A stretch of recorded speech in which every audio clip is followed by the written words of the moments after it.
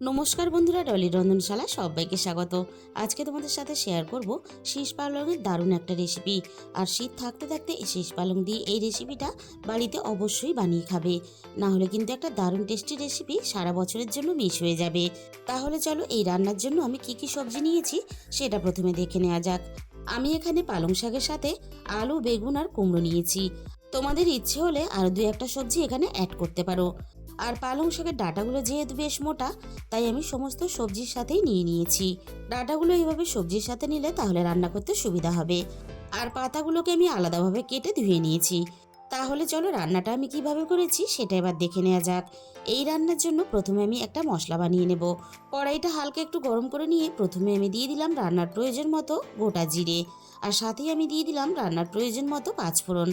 এবারে আমি পাঁচফোড়ন আর জিরেটা হালকা আছে নাড়াচাড়া করে ভেজে নেব। খুব বেশি কিন্তু ভাজা যাবে না, খেয়াল রাখতে হবে মশলাগুলো যাতে পুড়ে না যায়, তাহলে মশলার স্বাদটা নষ্ট হয়ে যাবে। মশলা থেকে সুন্দর গন্ধ বেরোনোর সাথে সাথে আমি কড়াই থেকে নামিয়ে একটা বাটির মধ্যে ঢেলে নিয়েছি। তা না হলে কড়াইয়ের গরমে আরও মশলাগুলো পুড়ে যাবে। আর রান্নার ফাঁকে আমি মশলাগুলো পরে গুঁড়ো করে নেব। এবারে আমি মূল রান্নার দিকে চলে এসেছি। কড়াইয়ের মধ্যে প্রথমে দিয়ে দিলাম রান্নার প্রয়োজন মতো সর্ষের তেল। তেলটাকে আমি প্রথমে খুব ভালোভাবে গরম করে নেব। আর এই রান্নাটা আমি মাছের মাথা দিয়ে করব। তার জন্য আমি মাছের মাথাটা প্রথমে ভেজে নেব। আমি এখানে অর্ধেক মাছের মাথা ব্যবহার করেছি। আর আগে থেকেই লবণ হলুদ মাখিয়ে আমি মাছের মাথাটা রেখে দিয়েছিলাম। এবার আমি মাছের মাথাটাকে নাড়াচাড়া করে বেশ ভালোভাবে লালচে করে ভেজে নেব।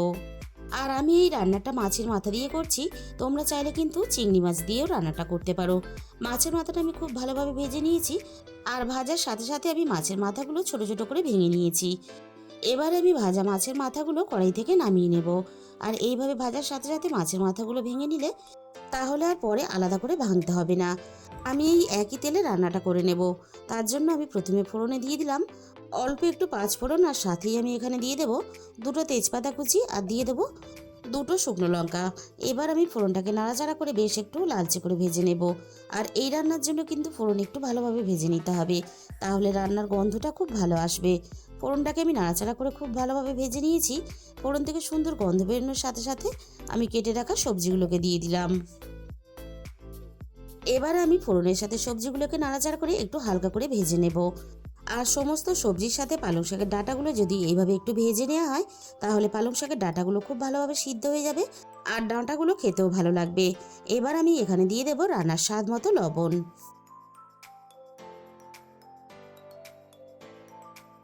লবণটাকে সবজির সাথে নাড়াচাড়া করে খুব ভালোভাবে একটু মিশিয়ে দিলাম।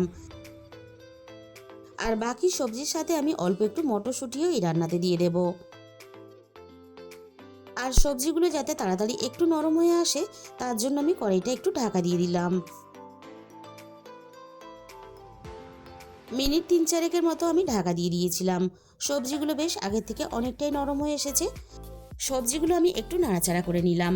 এবার আমি এখানে দিয়ে দেব একটা মাঝারি সাইজের পেঁয়াজ কুচি।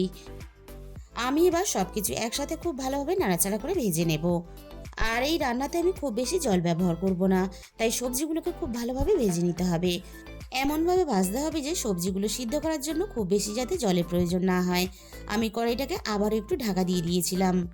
আর এইভাবে বারবার ঢাকা চাপা দিয়ে একটু রান্না করলে তাহলে সবজির ভিতর থেকে সুন্দরভাবে সিদ্ধ ভাব চলে আসবে। সবজিগুলো নাড়াচাড়া করে আমি বেশ ভালোভাবে ভেজে নিয়েছি। এবার আমি এখানে দিয়ে দেবো রান্নার প্রয়োজন মতো আদা বাটা, আর সাথেই আমি এখানে দিয়ে দেবো রান্নার প্রয়োজন মতো রসুন বাটা। আর অবশ্যই কিন্তু রান্নাতে অল্প একটু আদা রসুন ব্যবহার করবে, তাহলে রান্নার স্বাদটা অনেক বেশি ভালো হবে। এবার আমি আদা রসুনটা সব কিছুর সাথে খুব ভালোভাবে একটু কষিয়ে নেব।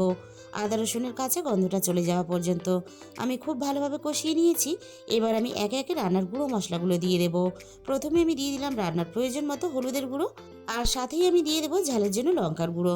তবে এই রান্নাতে খুব বেশি কিন্তু ঝাল হলে খুব একটা খেতে ভালো লাগবে না, তাই ঝালের পরিমাণটা অবশ্যই নিজেদের স্বাদ মতো ব্যবহার করবে। আর রান্নার স্বাদের ব্যালেন্সের জন্য দিয়ে দিলাম অল্প একটু চিনি, আর চিনিটাও কিন্তু অবশ্যই ব্যবহার করবে, তাহলে রান্নার স্বাদটা আরও বেশি ভালো হবে। আমি অল্প একটু জল দিয়ে দিলাম যাতে মশলাটা না পুড়ে যায়। এবার আমি সব কিছুর সাথে মশলাটাকে খুব ভালোভাবে একটু সময় নিয়ে কষিয়ে নেব। মিনিট ৫-৬ মতো আমি সমস্ত সবজির সাথে মশলাটাকে খুব ভালোভাবে কষিয়ে নিয়েছি। এবার আমি ভাজা মাছের মাথাটা দিয়ে দিলাম। আর মাছের মাথাটা যদি সমস্ত সবজির সাথে হালকা একটু কষিয়ে নেওয়া হয়, তাহলে রান্নার স্বাদটা অনেক বেশি ভালো লাগবে। সব কিছুর সাথে আমি মাছের মাথাটা খুব ভালোভাবে কষিয়ে নিলাম। এবার আমি রান্নার মধ্যে কেটে রাখা পালং শাকগুলোকে দিয়ে দেব।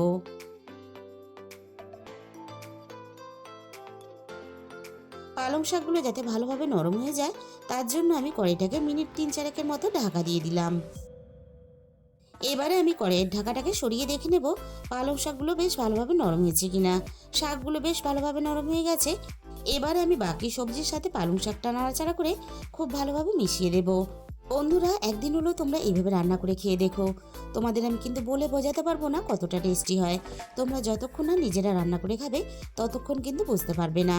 আর দেখো, সবজিগুলো কষানোর সাথে সাথে বেশ অনেকটাই কিন্তু সিদ্ধ হয়ে গেছে। এটা কিন্তু তোমরা দেখেই বুঝতে পারছো। ঠিক এইভাবেই কিন্তু সবজিগুলোকে কষিয়ে নিতে হবে। আমি অল্প একটু জল দিয়ে দিলাম। সব কিছু আরও ভালোভাবে সিদ্ধ হওয়ার জন্য আমি কড়াইটা ঢাকা দিয়ে দিলাম। আর যে কোনো এরকম ধরনের রান্নাতে যত কম জল ব্যবহার করবে ততই কিন্তু রান্নার স্বাদ ভালো হবে।